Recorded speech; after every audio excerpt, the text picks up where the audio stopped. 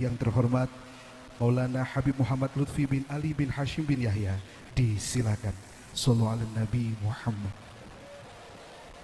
Assalamualaikum warahmatullahi ta'ala wabarakatuh.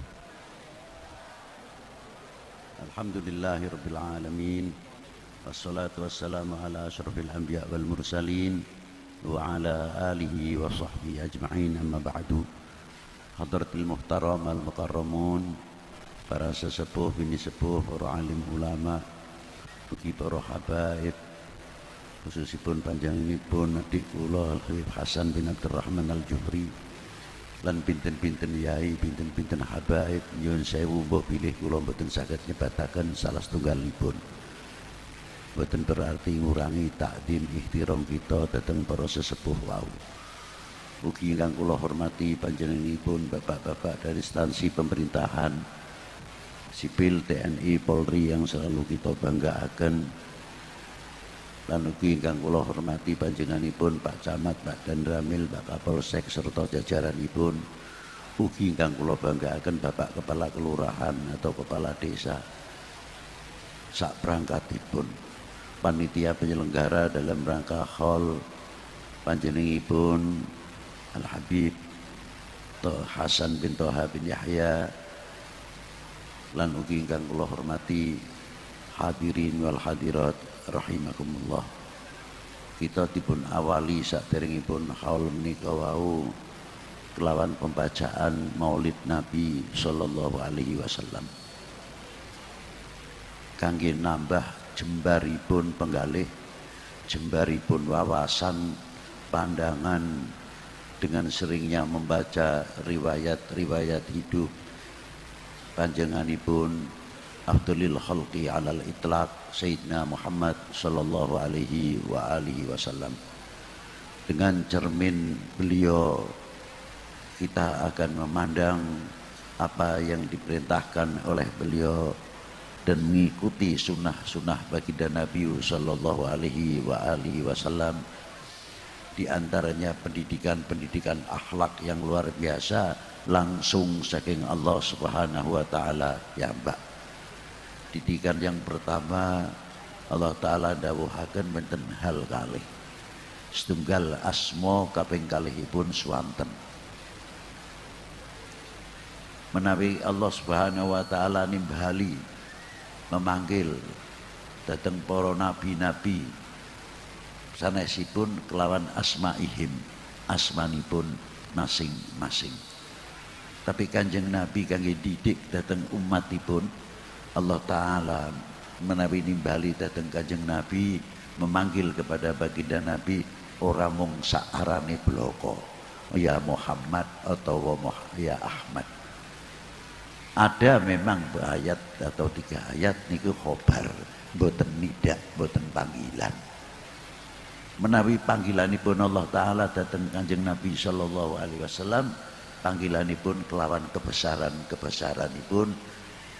Di antawisipun Yasin, Toha, ya ayuhan nabi, ya ayuhar rasul, ya mudaththir, ya muzammil. Ternyata panggilan-panggilan menika wau untuk menunjukkan akhlak yang memanggil di antaranya dan menambah kewibawaan yang memanggil. Itu di antaranya. Umpamanya kita punya RT masih muda, Pak Lurahnya juga masih muda, umurnya adoh karo aku utawa karo kesepuhan sanesipun. Dumeh kula niku rumangsa tuwa. Sing dadi lurah niku utawa RT sik banget nom. Dundange saarane utawa TRT. Lurahe kene arep ngendi niku satu contoh. Niku disangkane sae. Padahal niku kurang tepat sebab memberikan contoh yang kurang baik. Kaping kalihipun mengurangi kewibawaan priyayi sing dipilih dadi kepala desa ataupun RT. Coba kita belajar memanggil Pak Lurah, Pak RT, Mas RT. Paling tidak akan menambah kewibawaan RT-nya ataupun lurahnya, sehingga masyarakat itu dinilai paling tidak lho hormati rakyate, masyarakate ngono karo RT-ne karo lurahe dan sak piturute. Iku lho wong wis sepuh ae sing ngundang RT-ne lurahe nganggo Pak utawa Mas. Lho. Akhirnya mengangkat kewibawaannya. Lebih-lebih datang Kanjeng Nabi sallallahu alaihi wasallam. Nek wis umat niku takdim luar biasa datang Kanjeng Nabi. Muhammad berkata, Muhammad sapa? Paling tidak kita mengambil Nabiuna Maulana Muhammad sallallahu alaihi wasallam. Baginda Nabi sallallahu alaihi wasallam, orang akan melihat, lho iku mate Kanjeng Nabi semono takdime karo nabine. Aja dolanan, aja main-main. Lho sing padha nderek Kanjeng Nabi ku nek ngundang pimpinane Pak Bupati, Pak Gubernur, Pak Lurah, Pak Camat, ora asal tok, niku menunjukkan kewibawaan yang luar biasa, melahirkan rasa cintanya dan penghargaan kepada para sesepuhnya. Ma'asyiral muslimina rahimakumullah, ora mung cukup niku tok. Nganti para sahabat niku ngomong nganti keras-keras ten ngajenge ngarsanipun Kanjeng Nabi itu dilarang. La tarfa'u aswatakum fawqa sautin Nabi. Ning ngarsane Kanjeng Nabi cara umpane cara kula kasare wong ngomong cuawaan ngoten lho. Dilarang dening Allah Subhanahu wa taala. Asmane wis diangkat lan suarane mawon anggenipun ngajeng lenggah sareng kalian Kanjeng Nabi mboten kenging sembarangan asal ngomong seru-serungan. Lho niku akhlak. Semonten pendidikanipun napa ingkang dipun perintahaken langsung saking Allah Subhanahu wa ta'ala. Niku hebatipun. Ma'asyiral muslimin rahimakumullah. Saking mekaten diawali dengan pembacaan maulud, dadi umpamane ana hol sinten kemawon diantaranya menceritakan para pewaris-pewarisipun Kanjeng Nabi sallallahu alaihi wasallam. Napa malih mungkin zaman sakniki niki pun mulai melenturnya kecintaannya kepada baginda Nabi sallallahu alaihi wasallam. Kecintaanipun datang para ulama, para habaib mulai melentur niku ngoten.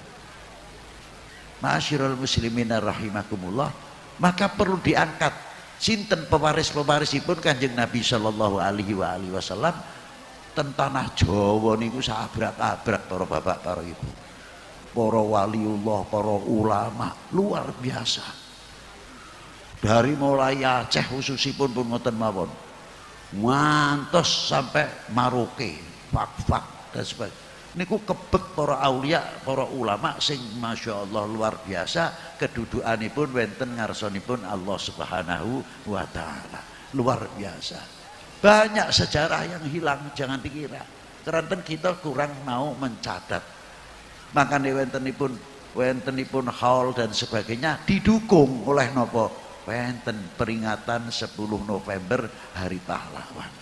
Niku kan untuk mengangkat siapa pejuang-pejuang beliau-beliau itu dari kalangan ulama maupun non ulama, tapi tokoh-tokoh masyarakat ataupun masyarakat umat terpanggil ketika kita menghadapi penjajah, para beliau ikut andil besar, mempunyai kontribusi besar dalam rangka memerdekakan bangsa ini dari belenggu penjajah dan kebodohan.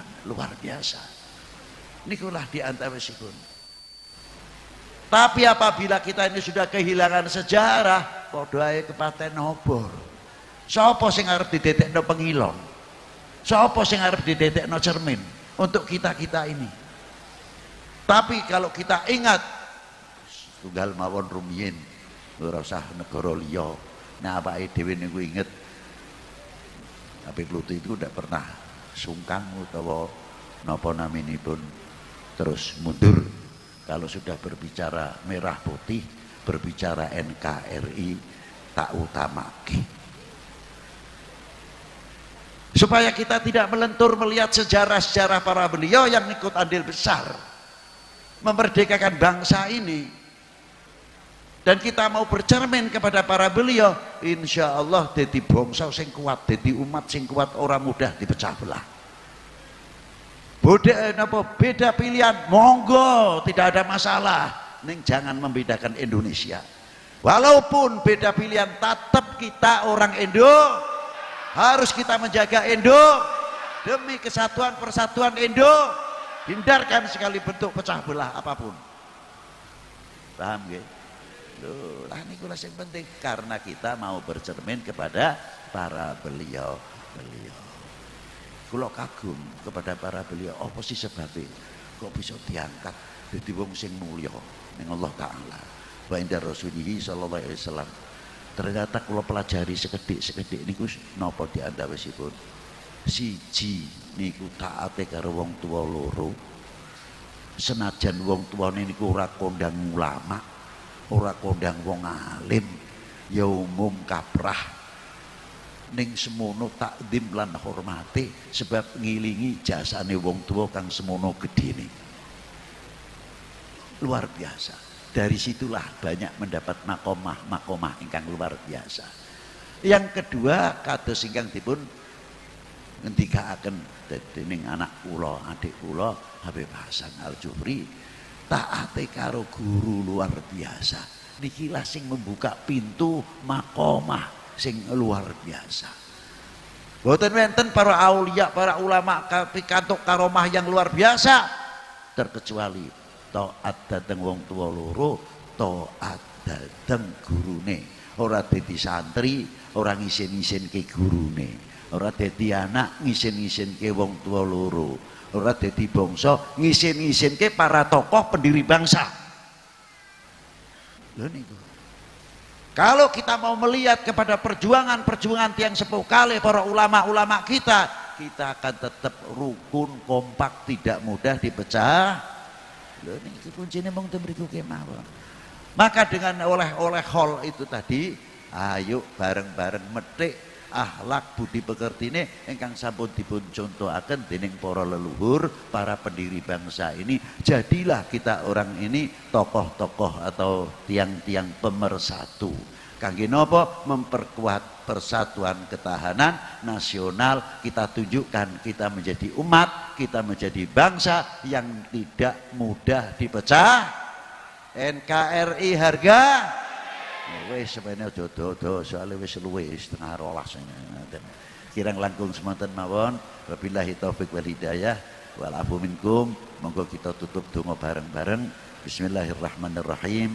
Allahumma salli wa sallim wa barik ala sayyidi sadat qutbul bidayat wa nihayat khalifatullah fi khuzainil ardi was samawat wa ala alihi wa sahbihi ma damatis sadatil qadat salatan taftahu lana biha ababal khairat wa sa'adat fid dari dunya fid daril ma'ad wa barik lana fi umurina wa fi rizqina wa auladina wal mu'minin wal mu'minat wal muslimin wal muslimat aynama kanu fi jamil jihad wal bilad wa tunjina biha wa iyahum min jamil ahwali wal afat wa min syarril hayat wa syarril mamat ya waliyal hasanat wa qadiyal hajat subhana rabbika rabbil izzati amma yasifun wassalamun alal mursalin walhamdulillahi rabbil alamin bisirril fatihah.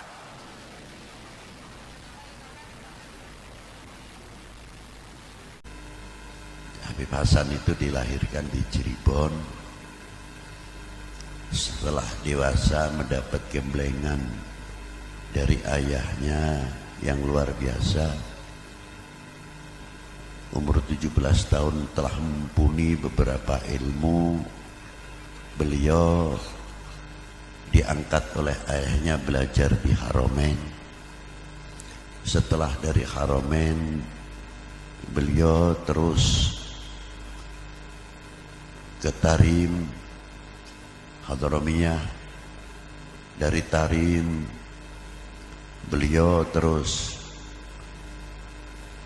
ke daerah ke Mesir sampai ke daerah Maroko dengan singkat karena beliau ketika berangkat sudah dikategorikan walaupun seorang yang baru umur 17-18 tahun sudah cukup mumpuni, maka dengan singkat beliau mendapat gelar-gelar dalam studinya. Dan selanjutnya beliau ke India. Sebelum ke India dia tahu di Turki bagaimana peranan Turki pada waktu itu dan bagaimana Aljazair itu sendiri yang dijajah oleh Perancis dan dijajah juga oleh Turki kalau tidak salah, Spanyol, begitu pula di India dijajah oleh Inggris sebelumnya, akhirnya dipatahkan oleh Spanyol hingga penguasa di India pada waktu itu dipimpin oleh Spanyol. Pengalaman-pengalaman yang didapati oleh beliau sangat mendukung dalam perjuangan-perjuangan, sebab itu juga terjadi apa yang terjadi di negerinya. Maka setelah beberapa waktu di India, beliau meneruskan napak tilas di Malaysia, Penang. Yang bergelar Sayyid Thohir itu bukan Habib Hasannya, tapi yang bergelar Sayyid Thohir adalah abahnya.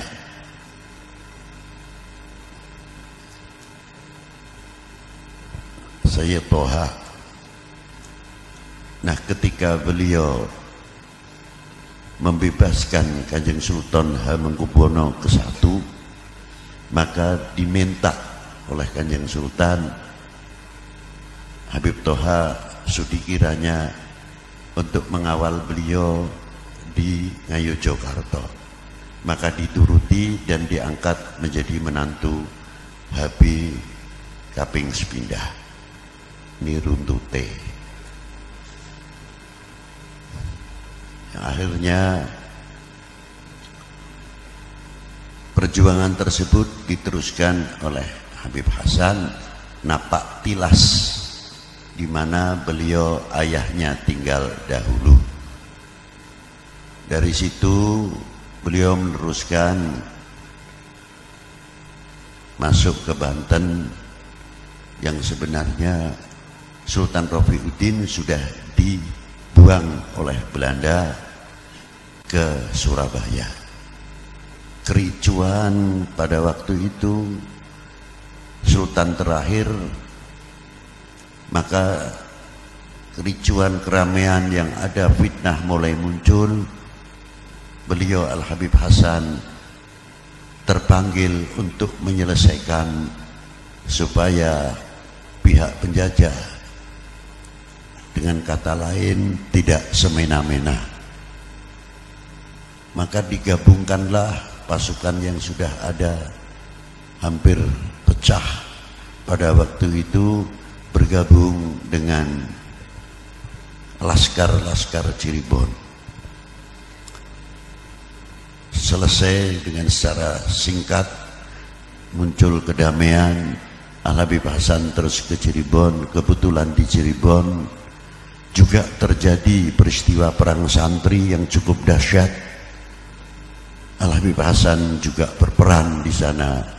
Bahkan pihak pemerintah penjajah pada waktu itu, dana yang harus dikirimkan ke Aceh untuk membantu di Aceh ditarik kembali oleh Gubernur Jenderal demi membiayai pertahanan di Cirebon, namun tetap gagal. Al-Habib Hasan telah meneruskan perjalanan. Suara ini sangat didengar, diperhatikan oleh Kanjeng Sultan Hamengkubuwono.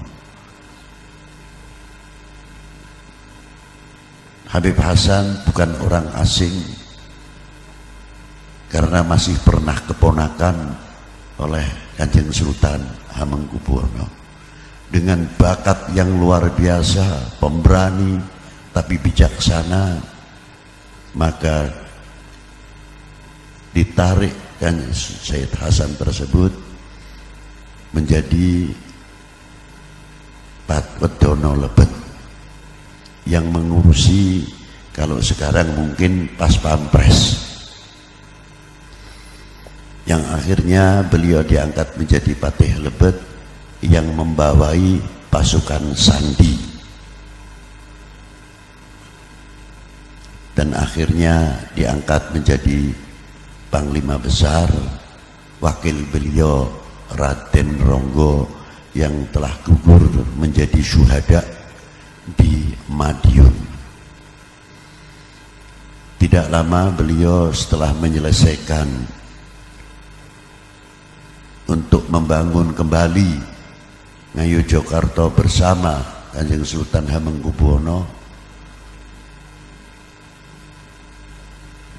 timbul terjadi suatu kekacauan di Semarang, maka diperintahkan Habib Hasan untuk mengatasi tersebut di Semarang. Lain daripada itu, membangun satu benteng yang kuat di daerah Jomblang untuk pertahanan daripada serangan atau rencana Danles pada waktu itu, sehingga beliau mendapat kekuasaan penuh dalam memimpin oleh Kanjeng Sultan Hamengkubuwono, dan beliau yang terakhir menetap di Semarang. Bagaimana membangun umat ini, bagaimana membangun bangsa ini, itulah perjuangan Al-Habib Toha Al-Habib Hasan bin Toha di Semarang khususnya. Beliau juga sebagai rujukan para masyayikh, para ulama pada waktu itu. Sahabat beliau yang sangat terkenal, Mbah Kiai Asy'ari atau Mbah Guru Kaliwungu, itu diantara teman seperjuangan beliau bersama muridnya Kiai Ahmad Anwaruddin Cirebon, yang akhirnya menjadi mursyid Thariqah Shatoriyah di Cirebon. Murid daripada Kiai Ahmad Anwaruddin adalah Pondok Pesantren Bendokerep, Pondok Pesantren Buntet, Pondok Pesantren Gedongan. Itu dari cetakan Mbah Kiai Anwaruddin yang mengambil ilmu dari Mbah Kiai Romo Guru dan Al-Habib Hasan.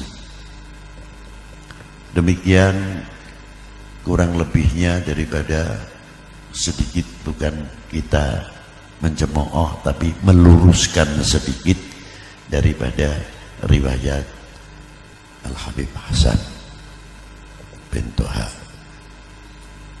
Dari mana disebut Kramajati?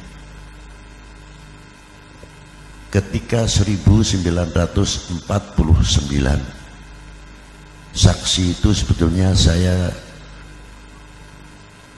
melihat sudah banyak tidak ada, tapi saya bisa mengambil orang yang menyaksikan sendiri, di antara Al-Habib Alwi Al-Habsyi, suami Cik Roh di Jomblang, lalu Habib Idrus Segar dan Pak Ahmad Nasir dan lainnya. Beliau menceritakan sebab apa disebut Kramajati. Pada waktu pagi hari makam beliau itu memang dekat pohon jati yang besar. Ketika itu rubuh dan sudah dipotong-potong kayunya, tapi subhanallah di waktu asar ada angin kayak angin lesus, kayu-kayu yang sudah dipotongi itu kembali hidup, menyambung menjadi satu, dan pohon-pohonan yang telah rubuh bangkit kembali. Maka dari itu disebut Kramat Jati. Itu banyak saksinya sebetulnya peristiwa itu, bukan satu dua. Dan para sesepuh Semarang khususnya, kalau mempunyai anak lahir 40 hari pasti diajak ziarah ke makom beliau Al-Habib Hasan tersebut. Disinilah pentingnya menguak sejarah, dan masih banyak lagi tokoh-tokoh yang belum sempat sejarahnya tertulis.